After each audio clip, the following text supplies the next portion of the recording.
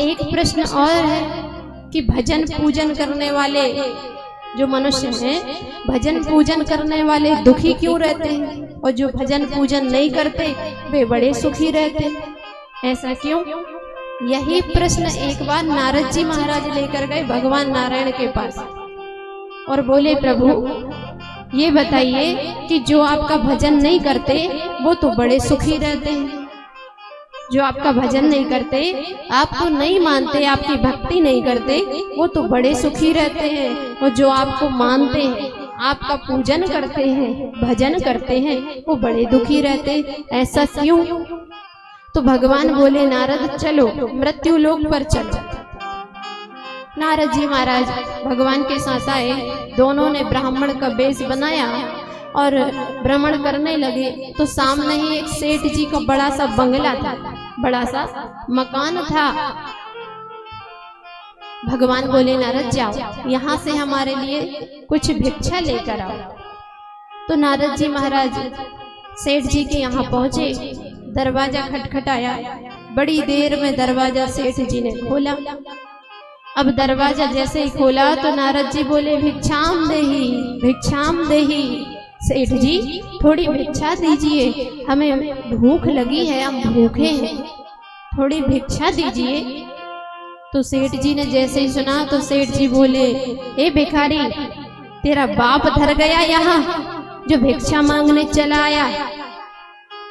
मेहनत करके कमाया है अपने बलबूते पर, तेरा बाप नहीं आया ये संपत्ति को इकट्ठा करने में और जोड़ने में जो भिक्षा मांगने चला आया, चल भाग यहाँ से। सेठ जी ने नारद जी को खूब खरी खोटी सुनाई दी और भगा दिए। अब नारद जी भगवान के पास आए और आकर के बोले, प्रभु एक दानो नाय दियो दान में, और इतनी गाली सुनाई कि आपको कहा बताओ। भगवान ने जैसे ही सुना तो भगवान ने आशीर्वाद दिया सेठ जी को, क्या?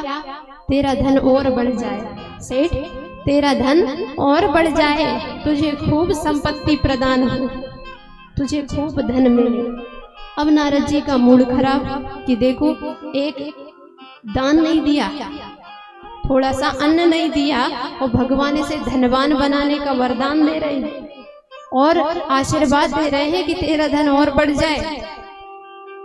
कोई बात नहीं, भगवान है, इनकी लीला भला कौन जान सकता है। नारद जी ने कोई प्रश्न नहीं किया। जब आगे बढ़े तो एक बूढ़ी मैया का घर था, कुटिया में रहती थी, झोपड़ी में। तो भगवान नारद जी से बोले, नारद इस झोपड़ी में जाओ और हमारे लिए भिक्षा लेकर आओ। अब नारद जी गए, आवाज लगाई, भिक्षाम देही माई, भिक्षाम देही।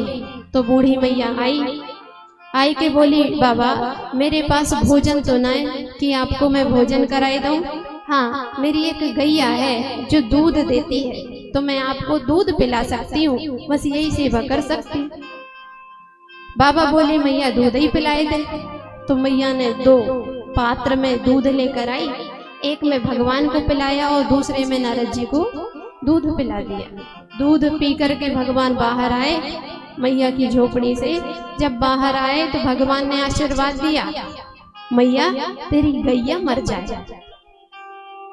अब नारद जी का दिमाग खराब हो गया और बोले, प्रभु उस सेठ ने जो इतना बड़ा बंगला बनाकर बैठा है, जब उस सेठ ने आपको एक दाना नहीं दिया तो आपने उसे धनवान का आशीर्वाद दिया कि तेरा धन और बढ़ जाए, और ये बूढ़ी मैया बेचारी के पास एक गैया ही तो थी जिससे वो अपना जीवन यापन करती, और आपने उसे आशीर्वाद दिया कि उसकी गैया मर जाए।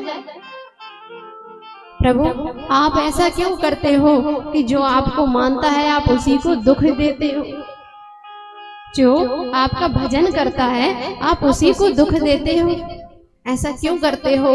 तब भगवान ने कहा, नारद जो मेरा भक्त है, जो मुझे प्यारा है, जो मेरा भजन करता है, मैं नहीं चाहता कि वो 84 के चक्कर में पड़े।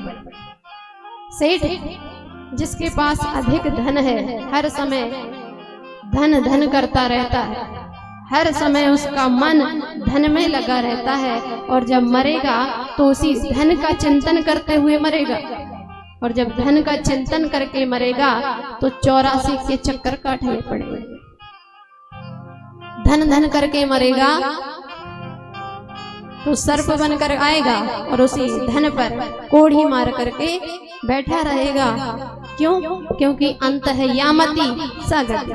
मरते समय मनुष्य की जो मति होती है वही गति मनुष्य को मिलती है। तो सेठ धन धन करके मरेगा तो 84 के चक्कर में पड़ेगा। और जो बूढ़ी मैया है जिसके पास एक गैया है, जब मैया मरेगी तो गैया का चिंतन करेगी, हाय मेरी गैया को कहाँ होएगो, या को कौन घास डालेगो, या को कौन पानी पिलाएगो।